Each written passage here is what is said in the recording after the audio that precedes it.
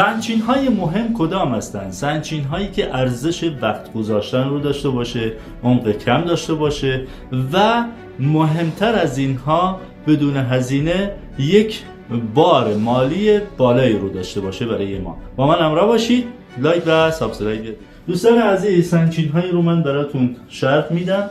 قشنگ توجه کنید، این نوع سنگچین ها با ارزش هستند از لحاظ اینکه بار مالیش بالا هست. ببینید در مورد گبری ها ما زیاد داریم، ولی خب یک نوع گبری رو ما داریم سنگچین هاش بزرگن ولی تعدادشون کمه، مثلا 4 تایی یا 5 تایی و یکی هم در وسط قرار داره. خب این نوع سنگچین ها بار زر داره. حالا من میخوام در مورد این که بار زر در چه حدی باشه، مثلا 1 قلم باشه، 2 قلم باشه، در کل میگم، حتی یه سکم بده من بهش اشاره میکنم. خب تعداد سنگچین ها کم هست و گبری است، مربوط میشه به حکام به اصطلاح اون زمان. سنگچین ها به اندازه یک نصف پرایدی میشه، یعنی سنگ ها در این حجمه بزرگن و یکی هم وسط قرار داده میشه، اونی هم که وسط هست از همه بزرگتره.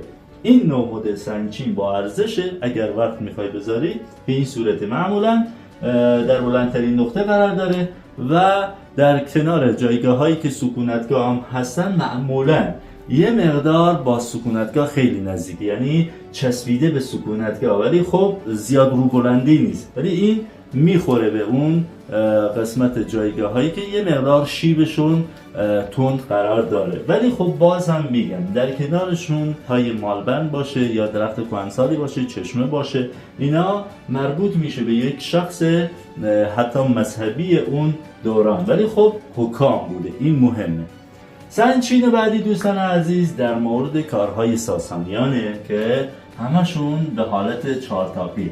این نوع سنگچین هایی که به این صورت حالت دوشاخ رو داره و جهت یه قبر خوبی رو برای ما مشخص میکنه که چیدمان تخت سنگی داره دوستان عزیز، یعنی به این صورت تخت سنگ فرش رو به اصطلاح طراحی کردن به شکل سنگ فرشه. اینا دوره ساسانیان هست و اتاقکی هم طراحی شده که معمولا عمقشون هم 3 متره. حالا من در مورد اینایی که من صحبت کردم بین 2 تا 4 متر رو در نظر بگیرید. 2 تا 4 متر هر سنگچینی که من دارم در مورد صحبت میکنم 2 تا 4 متر عمقشون هست. خب و این مدل ساسانیه. ما یه مدل دیگه داریم گبری دوستان عزیز، عکساشو براتون میذارم. یه مدل گبری هم داریم که حالت مربعی رو داره ولی شکل بیزی شکل رو به خودش میگیره و اینام حالت گردی رو داره، بیزی هم داره. خب با سنگ های نسبتا اندازه یه بالشی میشه که اینام قبر اتاقکی میده، ولی باید جایگاهش خوب باشه، جایگاهش تو مناطق شاهنشین باشه، واقعا با این قلعه های شاهی که بار بهتون بده، وگرنه خیلی جا رو داریم اتاقکی ولی خب هیچی داخلش نیست. و بعد از این سنگچین های دوران اشکانیان که معمولا من در موردش خیلی کلیپ گذاشتم. اگر در شیبی شما چند تا سنگچین بزرگ رو داشته که روشون سنگ بزرگ قرار داشته باشه، همیشه بلندترین نقطه رو انتخاب بکنید که در قسمت بالا باز همین سبک پیاده شده و این موردش از همه با ارزش‌تر و داخلش زر وجود داره. اینا هم تک و توپ، اونایی که تو شیب هستن معمولا طلوع و غروب کامل میگیره تا حدی، در حد 1 قلم 2 قلم هم هست، ولی خب باید بررسی بیشتری بشه.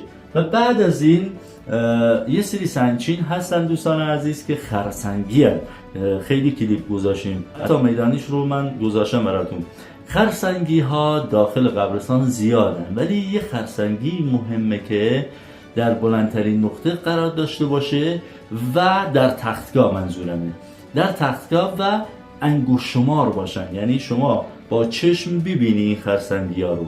در حد 5-6 تا قبرن که معمولا دنبال قبری یا چیدمانی باش که فاصله داشته باشه، یعنی تو تختگاه ولی یه سنگچین با اون چند تا سنگچین دیگه فاصله داره، اون مهمه. حتی وقتی نگاهشم میکنی از لحاظ ساختاری خوشگل طراحی شده و بعد از این چندین دهه یا بعد از 2000 سال که به این صورت در اومده حتی ساختار سنگچینش به هم نخورده.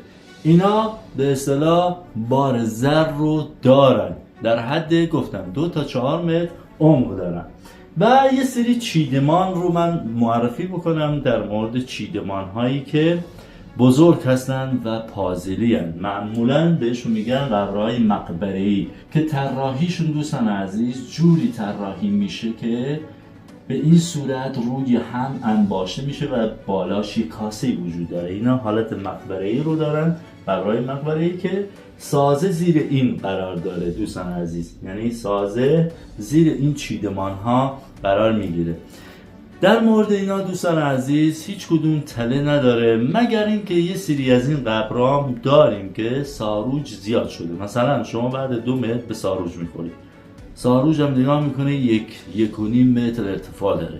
خب وقتی این رو به اصطلاح داشتید یعنی اون قبر مریضه، اون قبر مشکل داره، ازش دوری کنید. حالا به خاطر 1-2 قلم زر آدم دچار مریضی وحشتناکی نشه. خب و بعد از این معمولا اون قبرها که به این صورت هستن جدا هستن، حتی ساختارشون هم خوبه، چیدمانش هم خوبه، جایگاهش هم خوبه، ولی پرته، یعنی با قبرستان و قبرهای دیگه خیلی فاصله داره.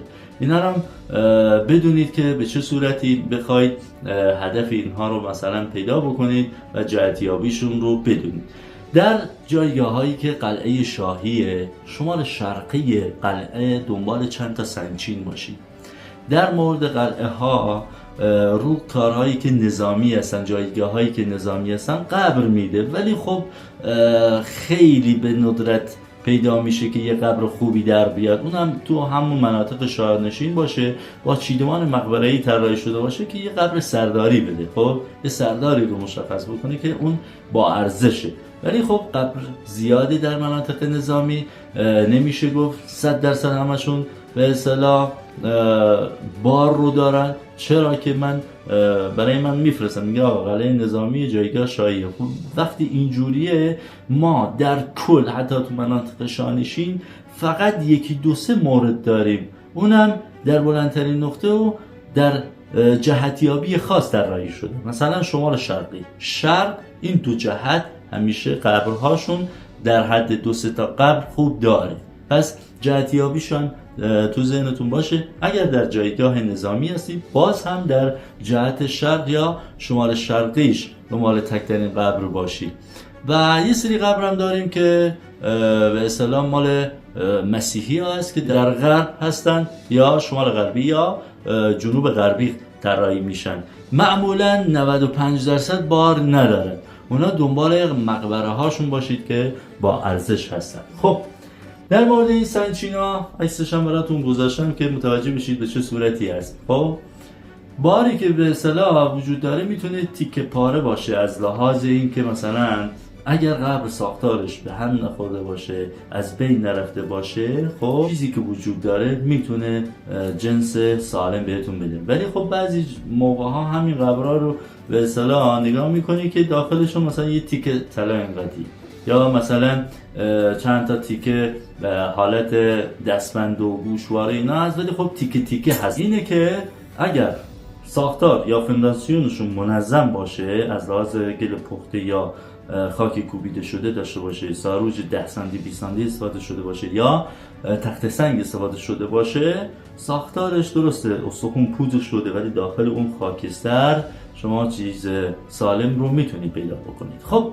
ممنون و سپاسگزارم دوستان عزیز. اینم در مورد سنگچین‌های مهمی که بار زر دارن.